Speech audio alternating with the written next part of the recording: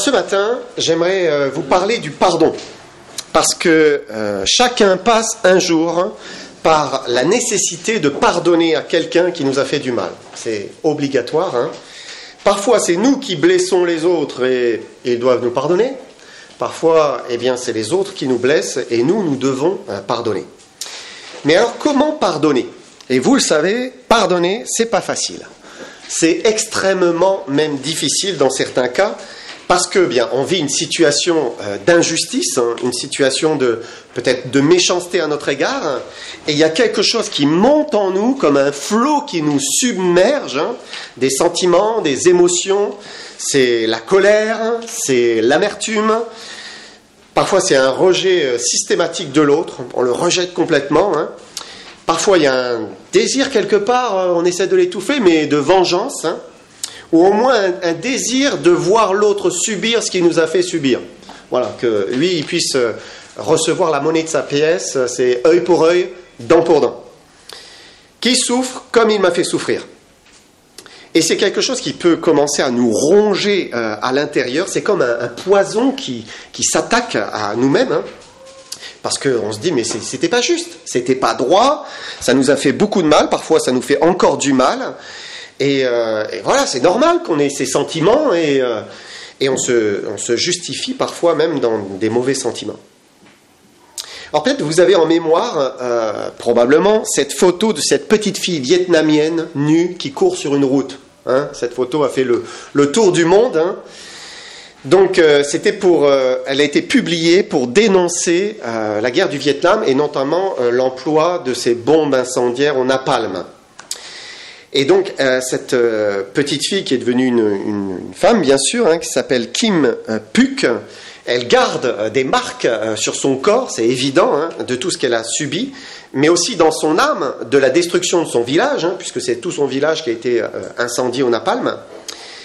Mais une fois qu'elle s'est enfuie aux États-Unis, parce qu'à l'occasion d'un voyage de noces avec son mari, elle a pu s'enfuir, demander l'asile au Canada et puis partir finalement aux États-Unis. Et là, elle s'est convertie à Jésus-Christ. Et à Washington, elle a alors rencontré le responsable du bombardement de son village. Et elle s'est approchée de lui, elle l'a pris dans ses bras et elle a dit « Je te pardonne, je te pardonne ». Plus tard, elle est devenue ambassadrice de bonne volonté à l'UNESCO parce qu'elle n'a pas cessé de défendre le pardon et l'importance de pardonner. Et même pour un chrétien, c'est parfois très difficile de pardonner. Mais pardonner, c'est une absolue nécessité pour l'enfant de Dieu. Absolue nécessité. C'est vraiment... on ne peut pas passer outre. Et c'est important de comprendre ce qu'est le pardon et ce que le pardon n'est pas. Alors d'abord, ce qui n'est pas. Pardonner, ça ne veut pas dire qu'il n'y a plus de souffrance et qu'il n'y a plus de douleur. Et ce n'est pas parce qu'on pardonne qu'on ne ressent plus rien. Non, la réalité, c'est qu'il y a une blessure qui a été faite par quelqu'un et la plaie, elle est là. Et pardonner, ça n'efface pas immédiatement la souffrance. Non, parce que l'offense, c'est une blessure, c'est une dette, finalement, et ça affecte la relation. Ensuite, pardonner, ça ne signifie pas qu'automatiquement, il y aura la réconciliation. Ce n'est pas automatique. Et ça, c'est important aussi à comprendre. Pardonner, ce n'est pas non plus rétablir des relations à l'identique avec la personne. Et quand une personne nous blesse, Dieu ne nous demande pas de redonner l'occasion à la personne de continuer à nous blesser. Non, il ne nous demande pas ça. Si quelqu'un nous donne des coups, on ne va pas lui dire « je te pardonne, continue à me frapper ». Si quelqu'un vous envoie des pics, « je te pardonne, continue, vas-y, continue à être méchant avec moi ». Et la réconciliation, elle est parfois pas possible immédiatement. Mais par contre, le pardon, lui, il est nécessaire. Pardon, là, il est obligatoire. Et même s'il n'y a pas de réconciliation, il peut quand même y avoir un pardon. Parce que pardonner, c'est toujours la chose à faire, quoi qu'il arrive. Et on n'a pas vraiment le choix. Jésus a dit, si vous ne pardonnez pas, votre Père qui est dans les cieux ne vous pardonnera pas non plus vos offenses. Mais alors, qu'est-ce que c'est que le pardon ? Si ce n'est pas ne plus souffrir, si ce n'est pas forcément se réconcilier. Le pardon, c'est d'abord abandonner la colère, abandonner les mauvaises pensées, abandonner un désir de vengeance, abandonner la rancœur, abandonner l'amertume, abandonner tout ça.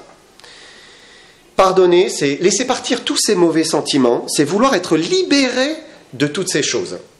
Et d'une manière possible, ce n'est possible que si nous apprenons à laisser la chose à Dieu et à faire confiance au Seigneur. Faire confiance au Seigneur. Et j'aimerais qu'on prenne un passage dans Romains 12, verset 17.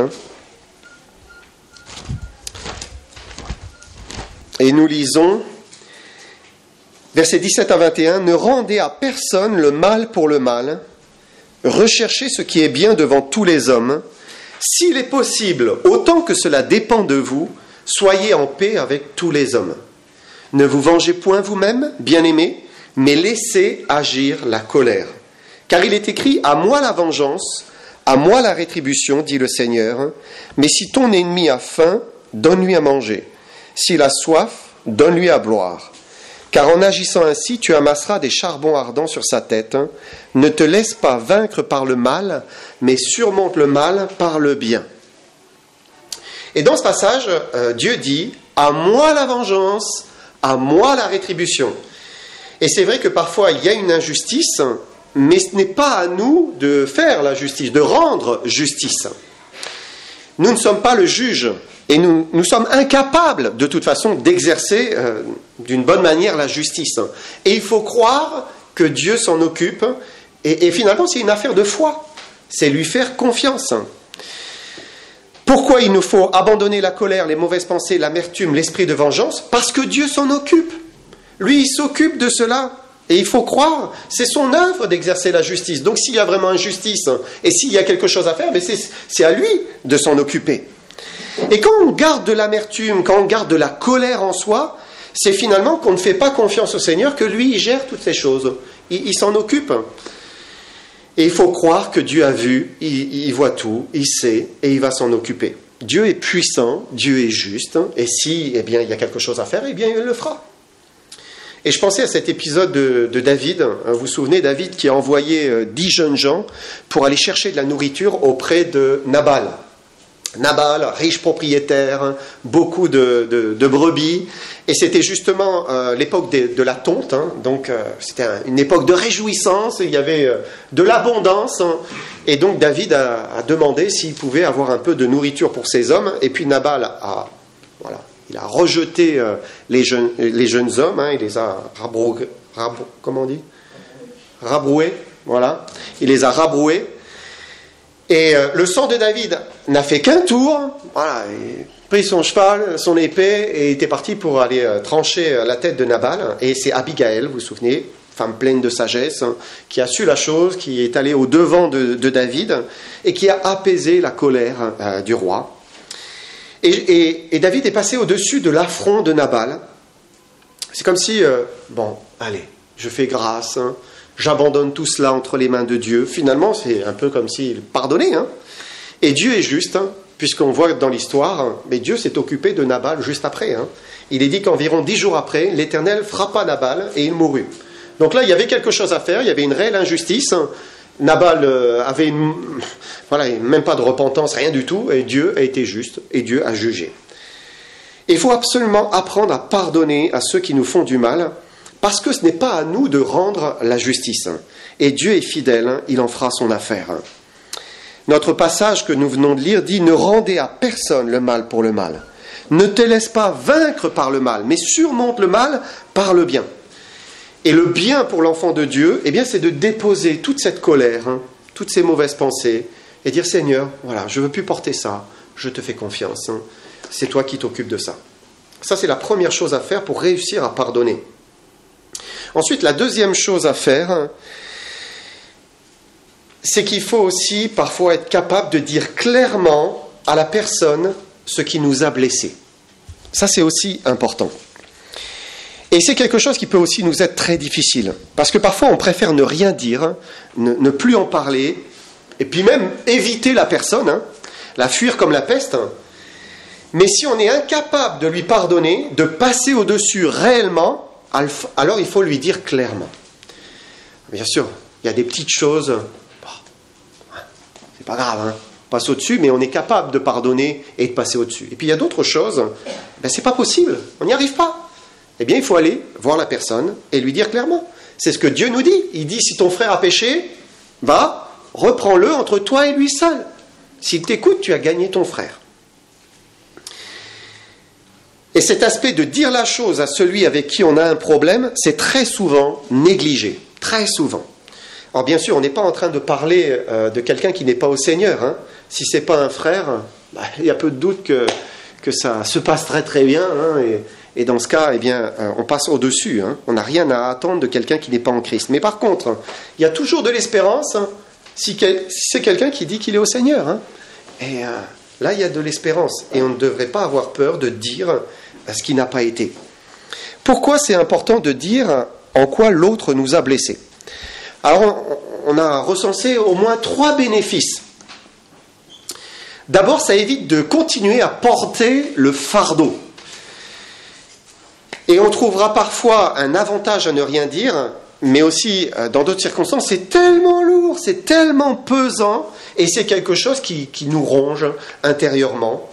On se dit parfois, oh c'est bon, on a passé dessus, mais la réalité, c'est qu'on porte le fardeau, mais dire à l'autre en quoi eh bien, il nous a blessés, ça perce l'abcès, ça libère du fardeau. L'autre le sait maintenant.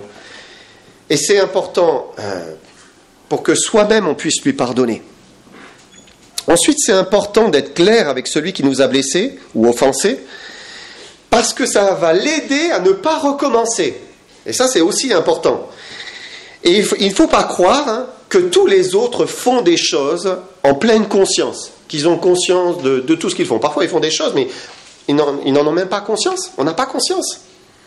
Parfois, quelqu'un blesse hein, et il n'a même pas confiance qu'il a blessé. Ça lui passe par-dessus la tête. Voilà, c'est comme ça. Aussi, parfois, la personne peut en avoir conscience sur le moment. Peut-être le Saint-Esprit même la reprend. Mais voilà, on range l'affaire, on classe, hein, et puis on oublie. Et puis c'est terminé. Et puis on peut recommencer encore à blesser de la même manière, exactement de la même manière. Et donc c'est important de dire clairement quelle était l'offense. Hein. C'est vraiment aider. Et puis troisièmement, c'est important de lui dire clairement, parce que c'est ça qui peut ouvrir la porte à la réconciliation. Et ça, c'est bien sûr la volonté de Dieu. Dieu veut qu'on se réconcilie les uns avec les autres. Hein. Et si la personne prend conscience de l'offense, et si elle a une bonne attitude de cœur, alors eh bien ça y est, le pardon est exprimé, et là tout peut se régler, et même des relations peuvent rentrer comme à l'origine. Hein. Miraculeusement, ça peut se restaurer, et ça c'est le meilleur. Ça c'est le meilleur. Maintenant, c'est vrai aussi que parfois, la personne, elle ne voit pas vraiment le problème. Elle ne voit pas le problème. Hein. Et dans ce cas, une vraie réconciliation, c'est difficile. Hein. C'est difficile. Ça ne sera pas possible. Hein. Mais on a fait ce que la parole de Dieu dit. Romains 12, 18 dit, « S'il est possible, autant que cela dépende de vous, soyez en paix avec tous les hommes. » Voilà, j'ai fait ce qui m'était possible, ce que je pouvais. Et maintenant, c'est comme ça. Et ouvrir le sujet avec quelqu'un qui nous a blessés, c'est vraiment difficile. Parce que souvent, on n'a pas envie d'ouvrir la plaie qui nous fait souffrir. Et on le comprend bien. Mais vous savez, parfois, une plaie, ça peut comme se cicatriser en surface, et puis à l'intérieur, hein, ça continue à faire son travail, hein, ça fait une infection, hein, et ça finit toujours un jour par se réouvrir, hein, et sortir, hein, et là c'est le pus qui sort, hein, et donc voilà, il vaut mieux, s'il y a une plaie, si c'est impossible de pardonner, il vaut mieux en parler, il vaut mieux régler ça, et qu'il y ait une vraie cicatrisation. Ensuite, il y a une dernière chose qui peut vraiment vous aider et nous aider à pardonner. C'est certainement la chose la plus importante pour réussir à pardonner. C'est, comme Jésus dit, d'aimer, de bénir, de faire du bien et de prier. On voit ça dans Matthieu 5, verset 44. Il dit, mais moi, verset 44, mais moi je vous dis, aimez vos ennemis, bénissez ceux qui vous maudissent, faites du bien à ceux qui vous haïssent, et priez pour ceux qui vous maltraitent et qui vous persécutent. Et j'aimerais mettre l'accent ici sur la prière. Prier pour quelqu'un qui nous a blessés, c'est le moyen que Dieu a choisi pour transformer la personne et transformer les choses pour que ça se règle. Et nous transformer aussi, transformer notre regard aussi sur la situation. Quand on prie, on introduit le Saint-Esprit dans cette situation en fait. On l'invite dans notre relation avec l'autre. En priant, eh bien, on permet aussi à l'Esprit de changer nos pensées, de changer nos vues sur la personne. Et puis en priant, Dieu est libre de donner de l'amour, de la compassion, de la grâce et de l'espérance dans notre cœur. Et donc la prière, c'est ce qui peut et c'est ce qui va transformer la relation et qui va permettre une vraie réconciliation. Et en priant pour lui, pour elle, Dieu peut nous rendre capables de vraiment pardonner. Et je trouve triste qu'en tant qu'enfant de Dieu, parfois, on n'espère rien de la prière. Et on ne prie pas, ou pratiquement pas. Alors que Dieu nous dit partout, qu'il agit par la prière. C'est ça, son plaisir que d'exaucer ses enfants et d'agir par la prière. Et je vous mets au défi de prier pour ceux avec qui ça ne va pas. Commencez à prier pour eux.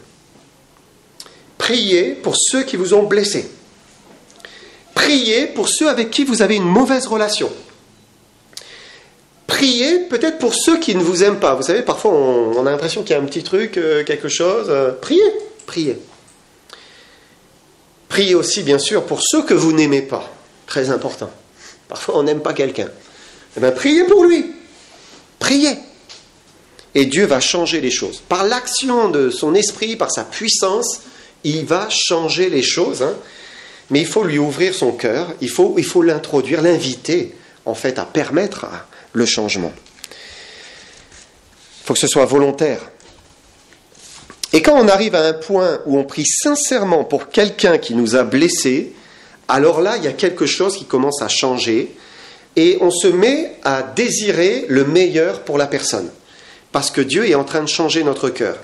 Et puis à un moment, on réalise que même on n'a plus envie du mal contre cette personne, on n'a plus envie qu'il lui arrive du mal, et même on souhaiterait que Dieu le bénisse. Et quand Dieu le bénit, on est heureux et on se réjouit. Et là, on peut dire que de la haine et du rejet, on est passé à l'amour, en fait. Parce que, on a laissé Dieu agir dans notre cœur. Et prier, c'est vraiment la chose à faire pour pardonner réellement. Mais j'aimerais terminer sur le révélateur d'un manque de pardon. Le révélateur, c'est souvent notre langue. Si on ne peut pas s'empêcher de parler mal d'une personne, c'est qu'on n'a pas pardonné. C'est évident. Parce que quand quelqu'un nous a fait du mal, quand on est en colère contre elle, on veut très souvent que tout le monde sache combien cette personne, elle est méchante. On veut qu'il le sache. Combien elle nous a fait souffrir, et sans réfléchir, hop, voilà, ça sort, sans bien sûr que la personne soit présente pour pouvoir se défendre elle-même et peut-être rétablir quelque chose. Jacques 4, versets 11 à 12. Il dit « Ne parlez point mal les uns des autres, frères. Celui qui parle mal d'un frère ou qui juge son frère parle mal de la loi et juge la loi. Or, si tu juges la loi, tu n'es pas observateur de la loi, mais tu en es juge. Un seul est législateur et juge, c'est celui qui peut sauver et perdre. Mais toi, qui es-tu qui juge le prochain ? Et pourquoi celui qui parle mal d'un frère parle mal de la loi ou juge la loi ? Parce qu'en fait, il s'estime au-dessus de la loi qui condamne la calomnie, qui condamne la diffamation, la médisance, etc. Mais il y a un seul législateur, un seul juge qui peut sauver ou perdre, c'est Dieu. Lui seul, c'est le juge, et lui seul peut exposer librement un péché s'il en a envie. Il n'y a que lui. Et nous ne sommes pas au-dessus de la loi, et on doit se soumettre à la loi, dans ce sens. Mais toi, qui es-tu qui juge le prochain? Et parler mal de son frère, c'est penser finalement qu'on est supérieur à Dieu. Un petit peu plus loin, Jacques va dire « Ne vous plaignez pas les uns des autres, frères, afin que vous ne soyez pas jugés. Voici le juge est à la porte. » Dieu est le juge, c'est le seul juge. Et lui seul peut juger d'une chose. Et donc, voilà, ce n'est pas à nous de le faire. Et pardonner, c'est vraiment difficile. Maintenant, il faut comprendre que celui qui ne pardonne pas, il se fait du mal à lui-même. C'est lui-même qu'il est en train de détruire. Il y a quelqu'un qui a dit, c'est comme boire du poison et espérer que l'autre en meure. Vous imaginez ? Vous buvez de l'arsenic en disant, il va mourir. Non, c'est vous que vous tuez. Vous êtes en train de vous tuer vous-même, de vous faire du mal à vous-même. Et c'est terrible parce que parfois, quelqu'un nous fait du mal, on en souffre, et on continue à garder de la colère, on continue à garder de l'amertume, et finalement, on continue de souffrir à cause de cette personne qui nous a déjà fait du mal, alors que c'est une chose qui est passée. Et on se punit soi-même, puisqu'on permet à l'autre de continuer à nous blesser, de continuer à nous voler notre paix, à nous voler notre joie.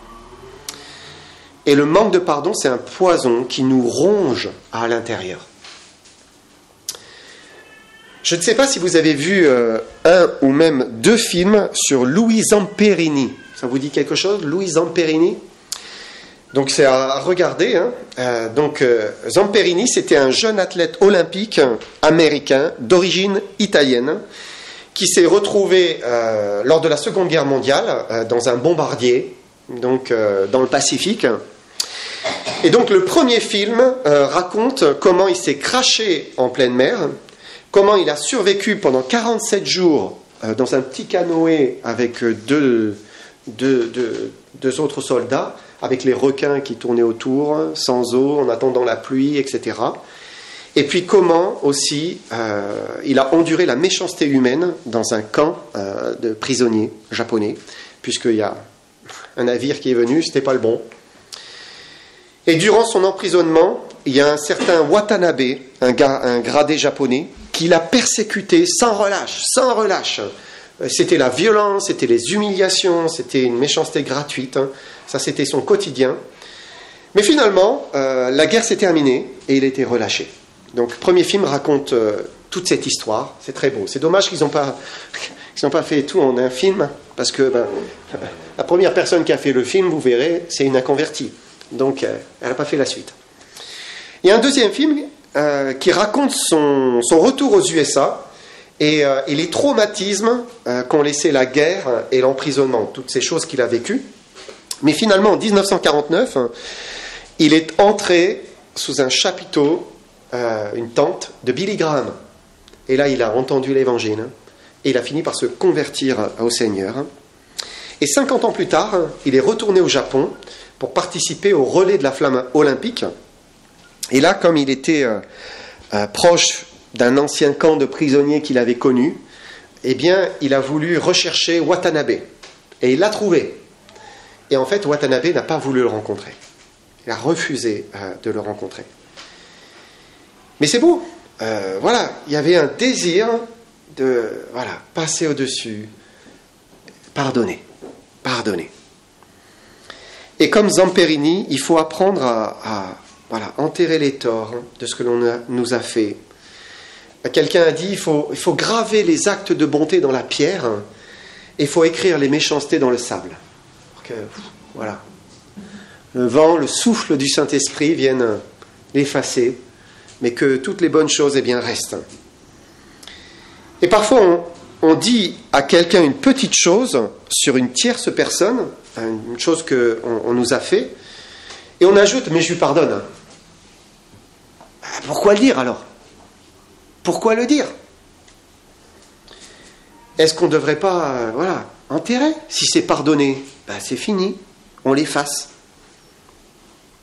Et c'est difficile, hein ? Mais c'est ça, pardonner, c'est terminer.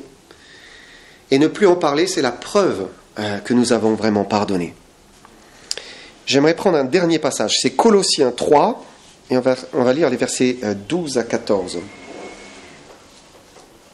Colossiens 3, 12 à 14. Il dit ainsi donc, comme des élus de Dieu saints et bien-aimés, revêtez-vous de sentiments de compassion, de bonté, d'humilité, de douceur, de patience. Supportez-vous les uns les autres, et si l'un a sujet de se plaindre de l'autre, pardonnez-vous réciproquement. De même que Christ vous a pardonné, pardonnez-vous aussi. Mais par-dessus toutes ces choses, revêtez-vous de l'amour, qui est le lien de la perfection. Et là, on a tous les ingrédients pour avoir de bonnes relations avec ceux qui nous entourent. Dieu nous dit, d'abord, il nous dit, vous êtes différents. Vous n'êtes pas comme le reste du monde. Vous êtes des élus de Dieu, vous êtes des saints, mis à part, vous êtes des bien-aimés. Donc vous êtes dans une situation de privilège, vous n'êtes pas comme le reste du monde, non, vous appartenez au ciel, vous êtes de la famille de Dieu. Alors il dit, bien, il faut vous habiller, vous revêtir de bons sentiments, la compassion, la bonté, l'humilité, la douceur, la patience.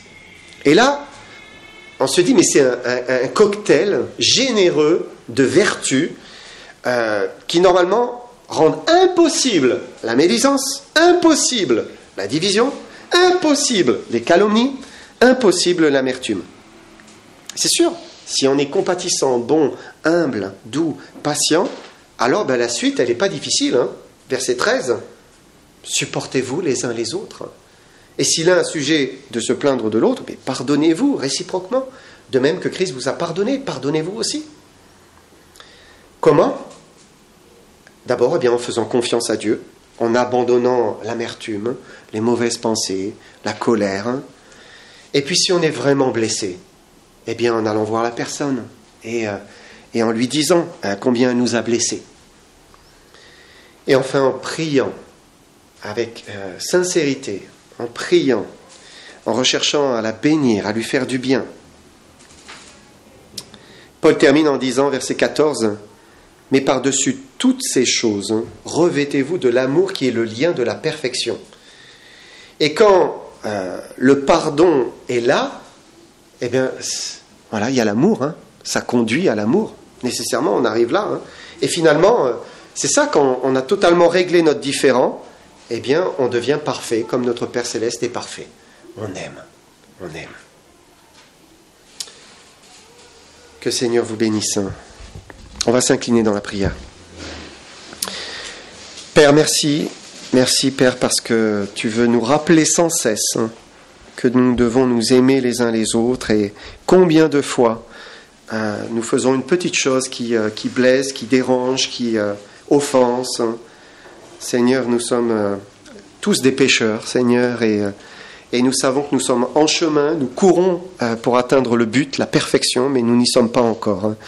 Mais Seigneur, tu nous as donné ton esprit, Seigneur, et nous te demandons grâce. Grâce, Seigneur, pour nous permettre de nous rendre compte quand nous blessons, quand nous ne faisons pas ce qu'il faut. Seigneur, que notre cœur n'élude pas en disant non, il n'y a rien, tout va bien, mais que nous puissions être droits, honnêtes avec nous-mêmes et savoir reconnaître nos torts. Et Seigneur, que tu nous aides aussi à pardonner.